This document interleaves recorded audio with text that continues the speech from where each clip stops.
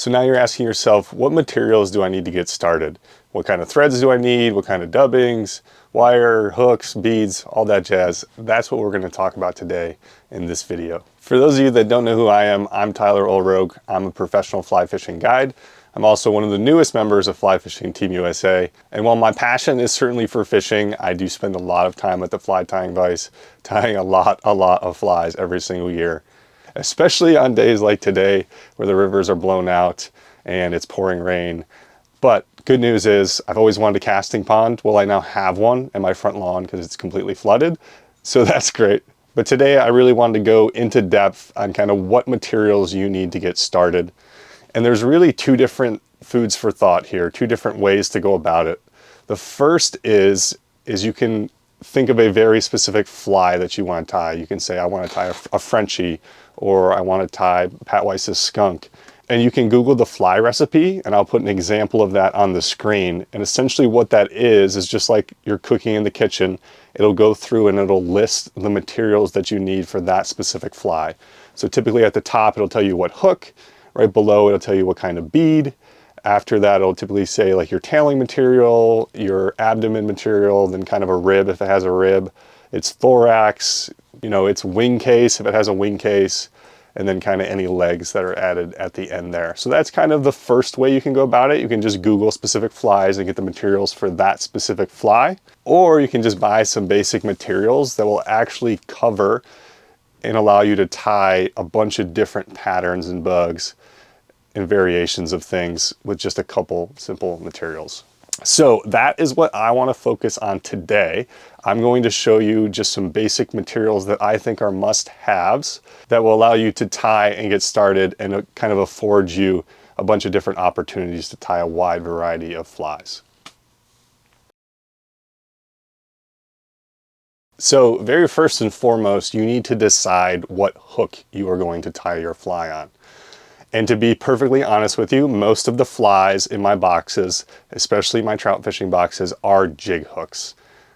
Almost all my flies are tied on jig hooks, and truthfully, most of my flies are tied on size 16 or 18 jig hooks.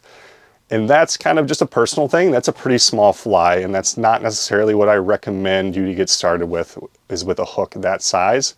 However, the way that I look at it is bugs start from hatch out or start from an egg and always have to go through little sizes. So there is always going to be little sized bugs in the river.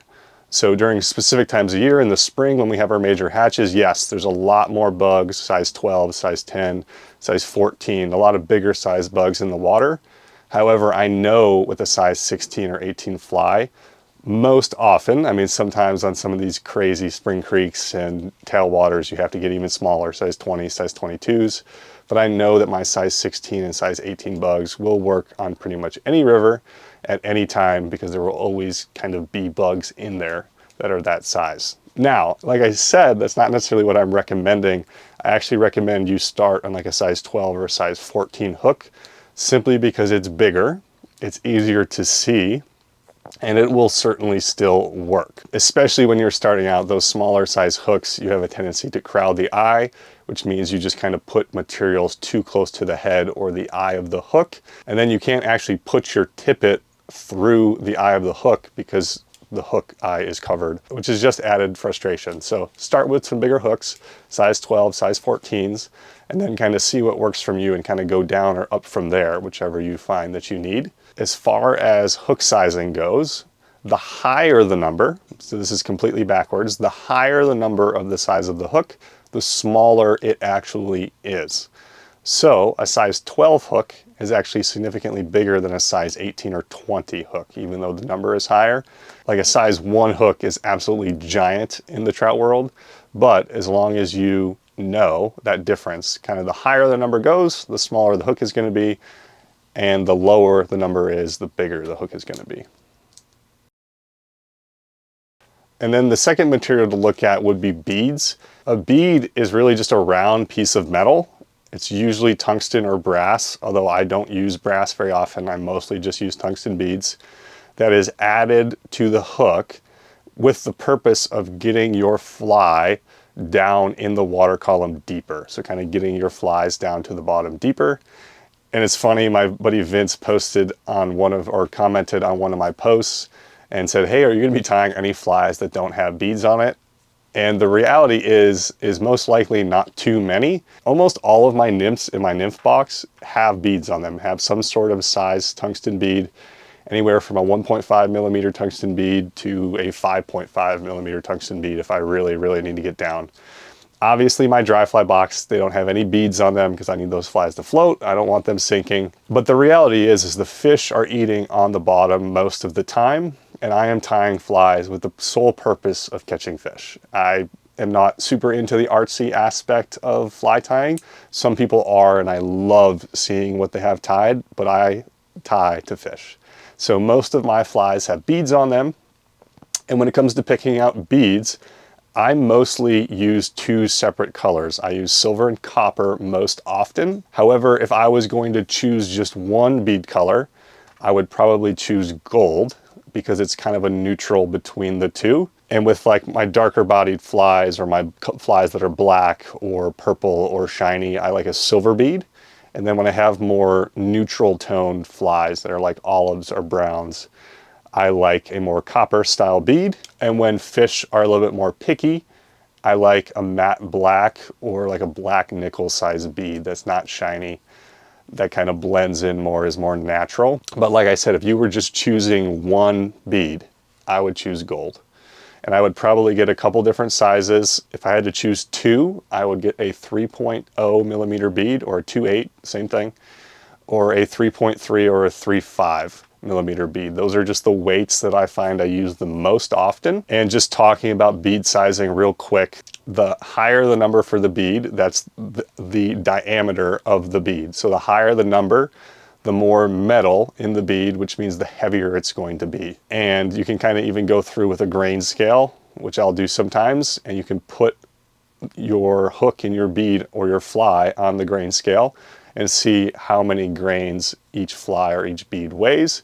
And you'll see as you progressively go up, there's some pretty significant jumps in the weight of your fly as you get to some of those higher end bead sizes. And then we get to thread. So thread is probably the most important material, other than you obviously need the hook to have a fly. Thread holds everything down. It's what you start with, it's what you finish with. I think you can get away for most flies with just 4 colors of thread. You could probably do it with less, but these are the 4 that I would recommend. I would definitely have a black thread. I would have a neutral or earthy tone thread, like an olive or a tan. And the one I have pictured is a dark tan. That's the one I use most often. It's almost a brown. And then some sort of red. I use red thread quite often just because I add a lot of hot spots into my flies, and you can actually tie a whole fly with red thread. And because you're adding materials over top of the thread, you won't actually see the red thread until the very end. And in all honesty, red, especially the one that I have here, is still kind of an earthy tone, kind of a natural color that you see very often in nature. Now there's a bunch of different kinds of threads. There's uni threads, there's flosses, there's ultra thread. There's a bunch of different sizes. There's different ways to size your thread. It can all get quite confusing. Kind of a beginner thread, and kind of I think the thread that people most often use when they get started is uni thread. And I would recommend just starting with 8/0 uni thread. It's just a good size. It's small enough where you're really not going to accidentally build too big of a head unless you add too many extra wraps. And it's also big enough where it's not going to break on you super easily. When I tie a lot of my smaller flies, my 16s and 18s, I use 16/0 thread a lot from Vivus. And I just don't think that's a very good beginner thread. If you pull down too hard on a material, or you go to tie off your final knot and pull down hard, you're gonna break your thread and you're gonna get frustrated. So I would probably start with 8/0 uni thread. Or if you're really concerned about the thickness of your thread, you could get ultra thread from UTC, and I would just get the 70 denier thread. It's the smallest one they have. It is durable because it's more of a floss material. If you kind of spin it, you can actually get those fibers to unbraid, and you'll see it's kind of a floss. Or you can spin it the other way and kind of tighten it like a rope and kind of make it more durable. And then very quickly talking about sizing, it does go both ways for thread.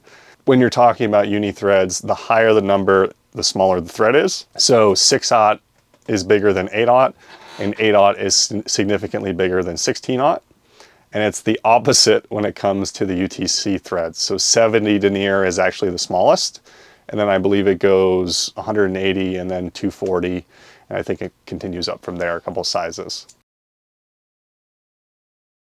And then we get to wire. And so wire is important because every single abdomen of a fly is pretty much segmented. So most flies are going to incorporate some sort of ribbing material. And that ribbing is just to create that segmentation in your fly. So it has that natural segmentation, just like a natural bug. And I'm doing this right after thread because the reality is you can tie a whole litany of patterns or different variations of a pattern using just thread and wire. It's as simple as that. The zebra midge is just that. It's just thread, it's just wire, and it catches fish all over the world. Now, when it comes to colors of wire, there is every color you can possibly imagine. I, however, stick to a few basic ones. I use silver, copper, gold, and black most often. Again, if I had to just choose one, I would choose gold. And that's simply because my ribbing or my wire, I typically match to the color of my bead. So if I'm tying a fly that has a silver bead, I use a silver wire to rib my hook. Copper, copper, gold, gold, black, black. I will use black, however, in conjunction with different color beads, simply because I just use the black when I'm trying to have a fly that is a much more neutral color. Now, as we continue to stack materials, kind of the next one that makes sense is tailing materials. So there's really only two tailing materials that I use most of the time. And the biggest one that I use is CDL, or Coque de Leon. And I use that primarily because it's significantly more durable than the other material, which is pheasant tail. Now, a lot of old school or kind of traditional patterns use pheasant tail as its tailing material, and I still use pheasant tail quite a bit myself. However, when I first started competing and first started tying European style nymphs, the biggest change was that we use CDL as our tailing material, and that's because it doesn't rip or it doesn't break as easy as pheasant tail does. We can catch way more fish and have a fly that's still intact, or still have a tail that's still intact, and just keep fishing rather than having to switch our fly out. Now, there are other substitutes if you're really looking to save a little bit of money. I believe my buddy Dan still uses a makeup brush as his tailing material. It's a very similar fine fiber. It looks just like CDL kind of, and it is much more durable than pheasant tail. And you may be wondering, why is tailing material even important? Again, I'm just adding pieces as we kind of build a fly gradually here. I said you could create a fly just out of thread and wire, which is true, but most insects subsurface and on the water have some sort of tail. Mayflies have 3 tails. All mayfly nymphs have 3 tails. I believe all mayfly dries have 3 tails. And stoneflies have a very distinct kind of 2 tail that kind of forks and splits. And then caddisflies just have a little tail of kind of a bunch of fibers kind of sticking out very shortly out the butt of their larva. So now, with having thread, with having wire, with having a tail, I now cover the 3 most popular, most basic fly categories that are in the river. And then, logically, the next material as we're building a fly would be dubbing. And dubbing really is just like animal fur. Like, we use a lot of synthetic materials now, but back in the day, it was just animal fur kind of stripped off the coat of an animal and kind of blended up nice and fine. And that's for the purposes of, you can pull a little bit of dubbing out, and then you'll create what's called a dubbing noodle. So you'll take that dubbing and you're going to pull it or kind of spin it between your fingers onto your thread so that you create a dubbing noodle where it's completely wrapped around your thread. And then you're going to take your thread and wrap it around the hook, and you create this kind of buggy body, buggy abdomen, buggy thorax, whatever it is. And for me, most of the time, it's just a thorax. I leave the abdomen as just thread and wire. I have my tail, and then I just add some kind of buggy dubbing to the thorax. that kind of, one, you have a color contrast, which most bugs have, and then it also can be kind of spiky, which looks like kind of the front legs that most of the flies have. So these are very much insects, so they always have 6 legs, and their legs exist in the thorax region of your fly. So it does help to have a little bit more depth, a little bit more density towards the front of your fly as far as material wise. But like I said, we're building a fly, and now you have 4 materials. You have thread, you have wire for ribbing, you have a tail, and now you have dubbing.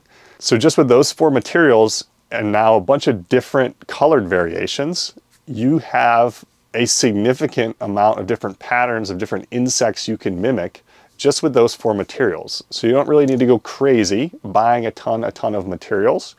With just those 4, you can kind of tie a whole litany of different bugs, imitations, kind of match the hatch, if you will, for a variety of different hatches. And so with dubbing, I want to go a little bit more in depth with color and provide you with some different recommendations for dubbing, because dubbing is ridiculous. Like if you go into a fly shop, there will literally be shelves and shelves of dubbing, and it's like, I don't know where to start. So let's go through just some very specific dubbings and different colors, different types of dubbing, just to get you started. I want you to be able to tie as many flies as possible with as little material as possible. And dubbing is certainly, for me, one that I get caught up with more than anything else, because it's like, no, I have to have that specific color of dubbing for this fly. And that's just not true. That's not the case. I have way too much dubbing. Way too much. You don't need just this slightly different color of dubbing. The fish don't care. I care. You care. But the fish, they really don't care. So let's go into some different colors of dubbing. If I had to choose just one style of dubbing for you as you're getting started, I would choose hare's ear dubbing. And I would choose that for just a couple of reasons. The first would be when you put it into a dubbing noodle and then wrap it on your hook, you'll have what are called guard hairs sticking out of your dubbing noodle, and that does add kind of a buggy look to your fly. Mostly what we've been talking about is, when you're starting off, is tying nymphs. And so when you wrap this hare's ear dubbing either all the way through the body or just on the thorax, those guard hairs stick out, and they really do provide a nice buggy look to your fly and can kind of appear as like legs of your fly. And well, in all honesty, that might not matter a whole lot to the fish. It does give me a little bit of added extra confidence when I'm tying a fly onto the end of my tippet. And so it might help you and give you a little bit more confidence, or just like the way your fly looks a little bit more, just because your fly looks buggy. Now, the second reason, and a little bit more practical reason, is hare's ear does have a decent amount of natural buoyancy. It's not nearly as buoyant as dry fly specific dubbing, but it is a material, if you do want to start tying dry flies as well, that you can certainly use in those flies. As far as colors, I would just keep it very simple at first, and I've just chosen 3 for you here. And those are just a simple light hare's ear, a dark hare's ear, and then an olive hare's ear. With just those 3 colors, and then changing up perhaps your thread color or your abdomen color, you have the opportunity to tie a bunch of different flies. The reality is most natural nymphs are olive, brown, or black. And so these 3 dubbing colors will cover the majority of those. And then the other 2 colors that I recommend is a black dubbing and then an Adams gray dubbing. And again, like I said, black, olive, brown are most insects, or some shade of those colors. So you're definitely going to want to have some black. And then I recommend the Adams gray, just because it's a very natural color. It's almost like a dark hare's ear, so you might not even need this. But I do recommend the Adams gray. And these are not hare's ear dubbings. These are more natural, these are more synthetic dubbings that will work great in conjunction with dry flies as well. And that's why I specifically mentioned the Adams gray dubbing here. The Adams dry fly, or the parachute Adams, whichever version of the Adams you might see, is the most popular dry fly in the fishing community and in the fishing industry, and that's because it works. So if you are at some point going to tie some dries, you're definitely going to want some Adams gray dubbing. Other than those natural colors, it really comes down to what you're looking for in your fly. If you tie a lot of flies with hot spots, or you have a specific color hot spot that you found that you like, I recommend getting that color dubbing. For me, I do fish a lot of Frenchies, And frankly, I just believe the things that come out of Lance Egan's mouth. And he always jokes that fish literally eat the ice stub in the UV shrimp pink. This is the collar on his famous Frenchie fly. I do recommend you having this dubbing as kind of a flashy hotspot dubbing. And then from there, kind of the color depends on you. As an example, I have pink just because it's kind of steelhead season. So I have a lot more pinks and purples that I'm tying with this time of year. Red is also a popular one for me. A lot of people like chartreuse. So with just those flashier dubbings, and I do recommend just getting ice dubbing. I think this is the best material for hot spots or hotspot collars and that kind of thing. Whatever colors you're most confident in, maybe just grab a couple of those as you're getting started as well. So those are the main materials, and those are the materials that I think are bare minimum for you to get by and start tying flies. There are, depending on what you want to do, some other materials that I do recommend. I'm not going to go into very much depth on them at all. We'll leave those for later videos, later conversations. But just to mention some and to kind of get them into your head, if you're someone that likes soft hackles or you like a lot of movement in your flies, CDC is a material that I absolutely adore and use so often. And I mostly use that in the tan or brown, and the medium gray dun are the two colors that I use most often. And then this time of year, I'm tying a lot of steelhead flies, which means I'm tying a lot of eggs.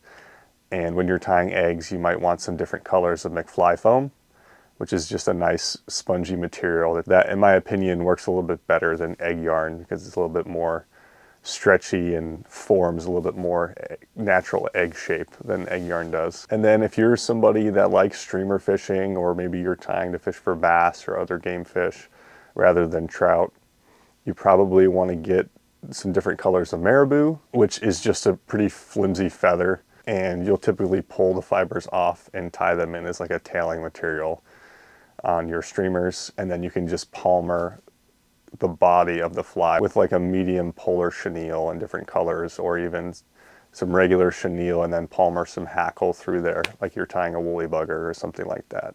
Again, not going to touch more on that right now. We'll save those for later videos. If you have made it this far, I appreciate it. Hopefully I haven't putting you to sleep yet, or if you were tired and you need to sleep, happy I could help.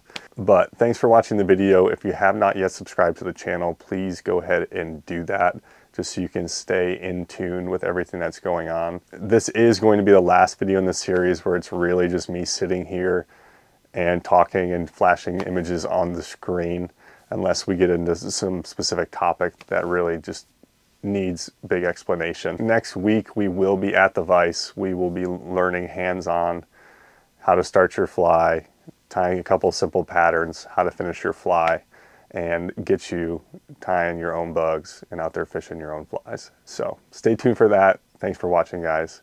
We'll see you next week.